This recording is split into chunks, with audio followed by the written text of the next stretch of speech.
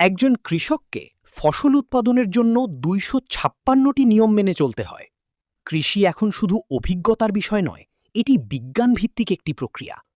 এমন মন্তব্য করেছেন কুতুবদিয়া উপজেলা কৃষি কর্মকর্তা অসীম কুমার দাস।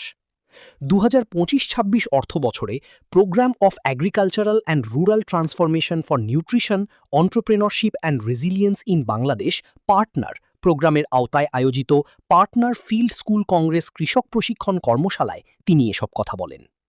কর্মশালায় উপজেলা কৃষি কর্মকর্তা অসীম কুমার দাস প্রশিক্ষণ পরিচালনা করেন। তিনি আধুনিক কৃষি প্রযুক্তি, নিরাপদ খাদ্য উৎপাদন, জলবায়ু সহনশীল কৃষি ব্যবস্থা এবং কৃষকের দক্ষতা বৃদ্ধির বিভিন্ন দিক তুলে ধরেন।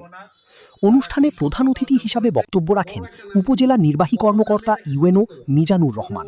বিশেষ অতিথি হিসাবে বক্তব্য রাখেন উপজেলা সহকারী কমিশনার ভূমি সাকিবুল হাসান, উপজেলা প্রকৌশলী আবুস উদ্দিন, উপজেলা প্রকল্প বাস্তবায়ন কর্মকর্তা ইকবাল হাসান এবং সমবায় কর্মকর্তা ওসমান গনি।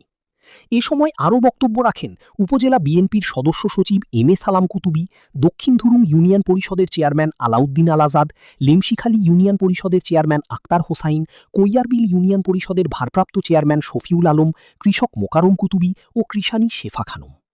বক্তারা কৃষির আধুনিকায়ন, কৃষকের প্রশিক্ষণ বৃদ্ধি এবং টেকসই কৃষি ব্যবস্থার উপর গুরুত্বারোপ করেন। জনাব মিজানুর রহমান স্যার উপস্থিত আছেন।